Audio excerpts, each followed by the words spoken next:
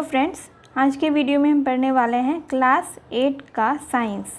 Lesson 1 से हम start कर रहे हैं। इस लेसन का नाम है दहन और ज्वाला चीज़ों का जलना। लेसन 1 मैंने अपने चैनल पर पहले भी अपलोड किया है, लेकिन वो वीडियो मैंने बहुत पहले अपलोड किया था एंड ये वीडियो न्यू वीडियो है, तो इसमें भी हम स्टार्टिंग से पढ़ेंगे और इसके क्वेश्चंस को भी सॉल्व करेंगे। क्लास 8 साइंस का प्लेलिस्ट अगर आपको चाहिए तो सारे प्लेलिस्ट मेरे चैनल पर अवेलेबल होते हैं। साइंस के अलावा मैथ्स के प्लेलिस्ट भी अवेलेबल होते हैं, तो आप जो भी प्लेलिस्ट चाहते हैं वहाँ जाकर देख सकते हैं। इस बुक में टोटल 19 चैप्टर हैं और चैप्टर 1 से हम स्टार्ट कर रहे हैं। चैप्टर का नाम मैंने आपको पहले भी बताया, दहन और ज्वाला चीज़ों का जलना। तो आज हम इस चैप्टर को पढ़ेंगे और नेक्स्ट वीडियो में हम लोग इस चैप्टर में दिए गए क्वेश्चंस को सॉल्व करेंगे। और इस चैप्टर को हमने पहले भी पढ़ा है मेरे चैनल पर, इसका पहले से वीडियो अपलोडेड है, तो आप वो वीडियो भी देख सकते हैं। सारा वीडियो मैंने प्लेलिस्ट में दे दिया है, सारा वीडियो आपको प्लेलिस्ट में मिल जाएगा। प्लेलिस्ट चेक करना मत भूलिएगा। मैंने प्लेलिस्ट का लिंक इस वीडियो के नीचे डिस्क्रिप्शन बॉक्स में भी दे दिया है, तो आप वहाँ जाकर भी चेक कर सकते हैं। एंड अब से क्लास 8 साइंस का वीडियो रेगुलर अपलोड होगा, तो आप लोग इस चैनल पर आकर क्लास 8 का साइंस पढ़ सकते हैं। एंड क्लास 8 मैथ का भी वीडियो अपलोड होता है, तो वो सारा वीडियो भी प्लेलिस्ट में रहता है। तो आपको मैथ साइंस पढ़ना हो तो आप इस चैनल पर आकर पढ़ सकते हैं। दोस्तों, आप लोगों से एक छोटी सी रिक्वेस्ट है, वीडियो अगर पसंद आए तो प्लीज़ वीडियो को लास्ट में वीडियो को लाइक कर दीजिएगा। चलिए वीडियो स्टार्ट करते हैं। यहाँ पे लिखा हुआ है, आपने अक्सर देखा होगा कि कुछ पदार्थ तो अत्यधिक ज्वलनशील होते हैं, ठीक है। कुछ प्रयास करने पर जलाए जा सकते हैं, पर कुछ पदार्थों को जलाना संभव नहीं होता है। इसकी जांच करने के लिए पुआल, जिसको स्ट्रॉ कहते हैं, माचिस की तीलियां, मिट्टी का तेल, कागज, पत्थर के टुकड़े, कोयले के टुकड़े एकत्रित कीजिए और अपने शिक्षक महोदय की देखरेख में इन पदार्थों को एक एक कर जलाइए। यदि पदार्थ जलता है तो दाह्य और नहीं जले तो इसे अदाह्य कहते हैं, ठीक है। दाह्य पदार्थ मतलब ऐसा पदार्थ जो जलता है उसको दाह्य पदार्थ कहते हैं, और ऐसा पदार्थ जो नहीं जलता है उसको हम अदाह्य पदार्थ कहते हैं। तो मैंने यहाँ पे पिछला वीडियो जो बनाया था उसी में मैंने ये सब लिखा हुआ था। यहाँ पर जो दिया गया है, पुआल, माचिस की तीलियाँ, मिट्टी का तेल, कागज़, पत्थर के टुकड़े etc, इसको ही मैंने यहाँ पे लिखा हुआ है। और उसी में से आपको बताना है कि कौन सा दाह्य पदार्थ है और कौन सा अदाह्य पदार्थ है, मतलब कौन सा पदार्थ जलता है और कौन सा पदार्थ नहीं जलता है। इस चैप्टर के अनुसार पदार्थ दो तरह के होते हैं, एक दाह्य और दूसरा अदाह्य, मतलब एक जलने वाला पदार्थ और दूसरा नहीं जलने वाला पदार्थ। यहाँ पर है पुआल, माचिस की तीलियाँ, मिट्टी का तेल, कागज़, पत्थर के टुकड़े, कोयले के टुकड़े। तो दाह्य पदार्थ है इसमें पुआल, माचिस की तीलियाँ, मिट्टी का तेल, कागज़, कोयले के टुकड़े, ये सब दाह्य पदार्थ है, मतलब जलने वाला पदार्थ है। और पत्थर के टुकड़े क्या हैं? अदाह्य पदार्थ, मतलब हम पत्थर के टुकड़ों को नहीं जला सकते, तो इसलिए ये अदाह्य पदार्थ है। इसके अलावा और अदाह्य पदार्थ में कौन कौन सा आता है? जैसे कि हम लिख सकते हैं पानी, मिट्टी, ये सब क्या है? अदाह्य पदार्थ। ये सब क्या है? अदाह्य पदार्थ, मतलब नहीं जलने वाला पदार्थ, ठीक है। आगे बढ़ते हैं। पदार्थों का दहन और जलने की प्रक्रिया। अगर आपसे पूछा जाए कि किसी वस्तु को जलाने के लिए क्या चाहिए, तो आप क्या कहेंगे? माचिस या लाइटर? अगर किसी भी वस्तु को जलाने के लिए बोला जाए तो सबसे पहले आपके दिमाग में आता है माचिस, यानी किसी वस्तु को जलाने के लिए हमें माचिस की ज़रूरत होती है, ठीक है। और क्या? लाइटर। गैस चूल्हे को जब हम जलाते हैं, स्टोव को जब जलाते हैं तो किससे जलाते हैं? लाइटर से। माचिस से भी जला सकते हैं, लाइटर से भी जला सकते हैं। क्या किसी और तरीके से भी चीज़ों को नहीं जलाया जा सकता? आइए पता करें। आगे हम पढ़ेंगे कि किन किन तरीक़ों से चीज़ों को जलाया जा सकता है।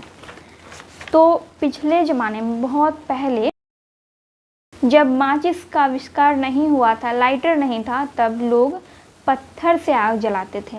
दो पत्थरों को लेकर उसको आपस में रगड़ते थे और उससे आग जलाते थे। तो इस क्रियाकलाप में वही आपको बताया गया है, ठीक है। देखिए, अगर इन्हीं पत्थरों को अंधेरे में बहुत ज़ोर से एक दूसरे से रगड़े तो चिंगारी सी निकलती दिखाई देगी। रात के अंधेरे में घर पर ऐसा करके देखिए। जैसे कि मैंने आपको कहा कि पहले के ज़माने में, बहुत पहले, जब माचिस और लाइटर नहीं था तब लोग पत्थर से ही आग जलाते थे। चौथा तरीका है हैंड लेंस। हैंड लेंस से कागज़ जलाते हुए, यहाँ पर आप फिगर में भी देख सकते हैं। नेक्स्ट हम पढ़ेंगे ज्वलन ताप के बारे में। तो इसका हम डेफिनेशन देख लेते हैं। वह न्यूनतम तापमान जिस पर पहुंचने के बाद कोई पदार्थ जलना शुरू कर देता है, उस पदार्थ का ज्वलन ताप यानी कि इग्निशन टेम्परेचर कहलाता है। इसका इंग्लिश दिया गया है, ज्वलन ताप का इंग्लिश में। जब तक किसी पदार्थ का तापमान इस मान से कम रहेगा वह नहीं जलेगा। अलग अलग पदार्थों का ज्वलन ताप अलग अलग होता है। तो इसको हम एक एग्जाम्पल से समझते हैं। जैसे कि हम एक कागज़ जलाना चाहते हैं, ठीक है, हमें एक कागज़ जलाना है, तो इसको हम माचिस की तीली से बहुत आराम से जला सकते हैं, कोई भी दिक्कत नहीं आएगी जलाने में।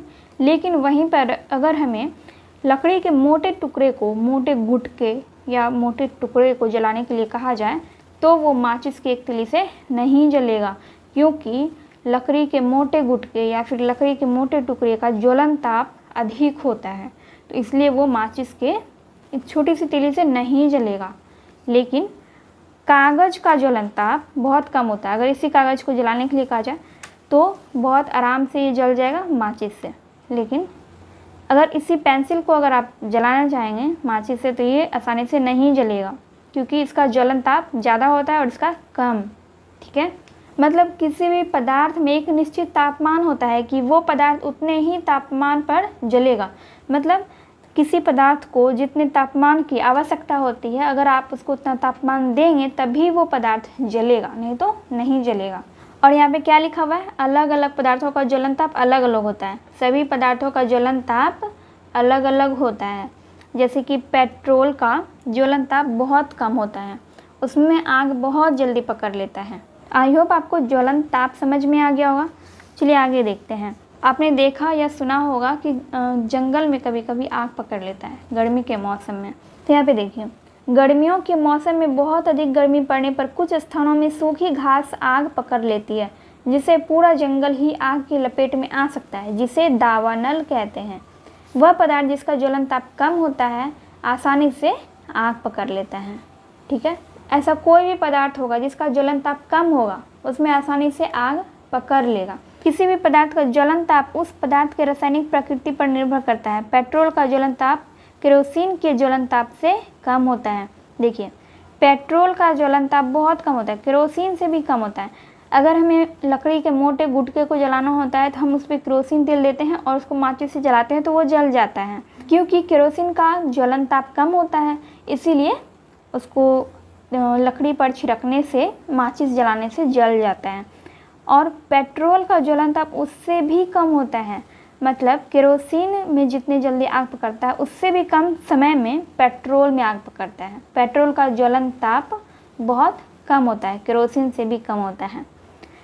अच्छा, आगे है, सफ़ेद फास्फोरस नामक पदार्थ का ज्वलन ताप इतना कम होता है कि वह कमरे के तापमान पर ही जल उठता है, इसलिए उसे हाथ से नहीं छूते हैं, पानी के अंदर रखना पड़ता है। सफ़ेद फास्फोरस का नाम आपने सुना होगा या फिर नहीं सुना है तो सुन लीजिए।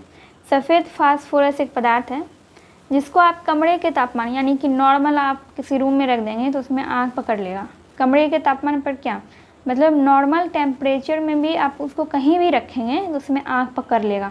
तो इसीलिए सफ़ेद फास्फोरस को कभी हाथ से नहीं छूना चाहिए, इसीलिए सफ़ेद फास्फोरस को पानी के अंदर रखा जाता है। आगे है, जलने के लिए और क्या चाहिए।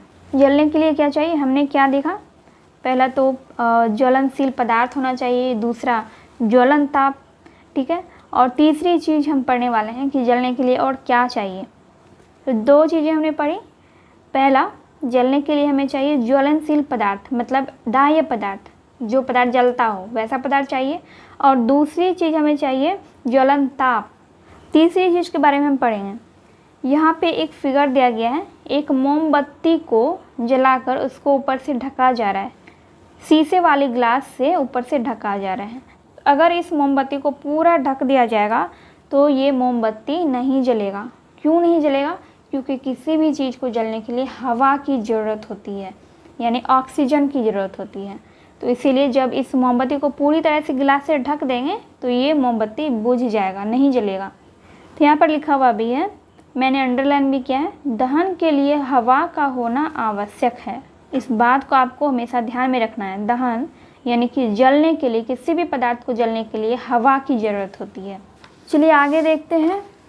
ये एक क्रियाकलाप है, यहाँ पे दिया गया है कागज़ की कटोरी बनाकर पानी गर्म करना। तो ये बहुत ही इंटरेस्टिंग टॉपिक है। ये वाला क्रियाकलाप जब आप पढ़ेंगे तो आपको थोड़ा आश्चर्य भी होगा। देखिए, एक मोमबत्ती है और ये कागज़ की कटोरी है जिसमें पानी रखा हुआ है, वो एक कागज़ का कटोरी है। और जब आप मोमबत्ती के ऊपर जब आप इस कटोरी को, पानी भरी कटोरी को रखेंगे तो कागज़ नहीं जलेगा लेकिन पानी गर्म हो जाएगा। ये कैसे होता है, चलिए देखते हैं। क्या आप जानते हैं कि पानी को कागज़ की कटोरी में गर्म किया जा सकता है? इसके लिए कागज़ की कटोरी बना लीजिए तथा उसे जलती हुई मोमबत्ती के पास ले जाइए। आप देखेंगे कि कागज़ जल जाता है। अब आप एक और कटोरी बनाइए तथा उसमें पानी भरकर मोमबत्ती के लौ के ऊपर ले जाइए। क्या कागज़ की कटोरी जलने लगी? कागज़ की कटोरी नहीं जलती। अगर आप कागज़ की कटोरी बनाकर उसमें पानी भरकर उसको मोमबत्ती के लौ के ऊपर रखेंगे तो वो कागज़ की कटोरी नहीं जलेगी। क्यों नहीं जलेगा, ये भी दिया गया है। आप पाते हैं कि कागज़ की कटोरी से ऊष्मा का संचरण जल में होता रहता है और कागज़ जलने से बच जाता है। ठीक है, कागज़ की कटोरी से ऊष्मा का संचरण मतलब कागज़ की कटोरी से ऊष्मा यानी गर्मी पानी में जाते रहता है, इसलिए पानी गर्म हो जाता है और कागज़ नहीं जलता है। आगे देखते हैं। आगे यहाँ पर दिया गया है, तो यहाँ पर है साधारणतः जलना एक रासायनिक प्रतिक्रिया है जिसमें 3 चीज़ों की आवश्यकता होती है। तो इसी के बारे में हमने पढ़ा है। ज्वलनशील पदार्थ का होना, पहला ज्वलनशील पदार्थ का होना यानी कि ऐसा पदार्थ होना चाहिए आपके पास जो जलता हो। ठीक है, तो पहला चीज़ ये। दूसरा हो गया ज्वलन ताप तक पहुँचने के उपाय, मतलब किसी भी चीज़ को आप जला रहे हैं तो उसके ज्वलन ताप पहुँचने का उपाय आपके पास होना चाहिए। जैसे कि आपको मोटे लकड़ी के गुटके को जलाना है तो उसका ज्वलन ताप अधिक होता है, तो आप कैसे उसको जलाएंगे, उसके ज्वलन ताप तक कैसे पहुँचेंगे, उसमें इतनी गर्मी आप कैसे देंगे जिससे वो जल सके। क्योंकि लकड़ी के मोटे गुटके को ज़्यादा ऊष्मा, ज़्यादा गर्मी की ज़रूरत होती है, ज़्यादा आग की ज़रूरत होती है, तभी वो जलेगा। तो वही चीज़ है ज्वलन ताप पहुँचने का उपाय। और तीसरा है हवा की ज़रूरत। तो इस क्रियाकलाप में आपने देखा कि अगर मोमबत्ती के ऊपर गिलास रख देंगे तो ये मोमबत्ती बुझ जाएगा, क्योंकि किसी भी पदार्थ को जलने के लिए, किसी भी चीज़ को जलने के लिए हवा की ज़रूरत होती है। तो वही यहाँ पे है हवा की ज़रूरत, मतलब किसी पदार्थ को जलने के लिए 3 चीज़ों की आवश्यकता होती है। अब यहाँ पे देखिए, आप देखते हैं कि बरसात के मौसम में माचिस की तीली एवं लकड़ी इत्यादि आसानी से नहीं जलते हैं। इसके क्या क्या कारण हो सकते हैं? इसके 2 कारण हैं। ठंड में वातावरण का ताप कम होता है और नमी रहती है। बरसात में नमी ज़्यादा होती है।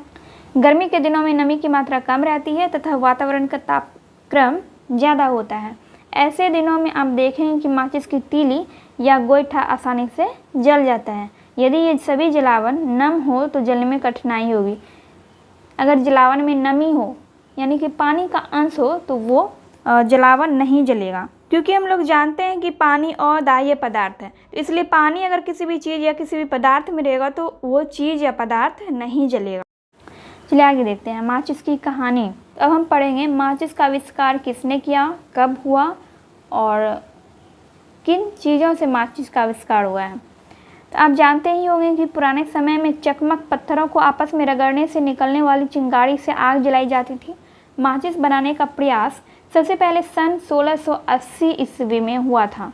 ठीक है, माचिस बनाने का प्रयास सबसे पहले कब हुआ था? 1680 ईस्वी में। रॉबर्ट बॉयल ने कागज़ के टुकड़ों पर सफ़ेद फास्फोरस लगाकर उसे सल्फर लगे कागज़ पर रखा। ऐसे करने पर कागज़ ने आग पकड़ ली। सफ़ेद फास्फोरस बहुत ही कम तापमान पर आग पकड़ लेता है, इस कारण से वह बहुत खतरनाक भी होता है। इस तरह से माचिस काफ़ी खतरनाक थी। तो सबसे पहले माचिस बनाने का प्रयास किया रॉबर्ट बॉयल ने 1680 ईस्वी में, लेकिन उन्होंने ये प्रयोग किसके साथ किया, कौन से पदार्थ के साथ किया? सफ़ेद फास्फोरस के साथ।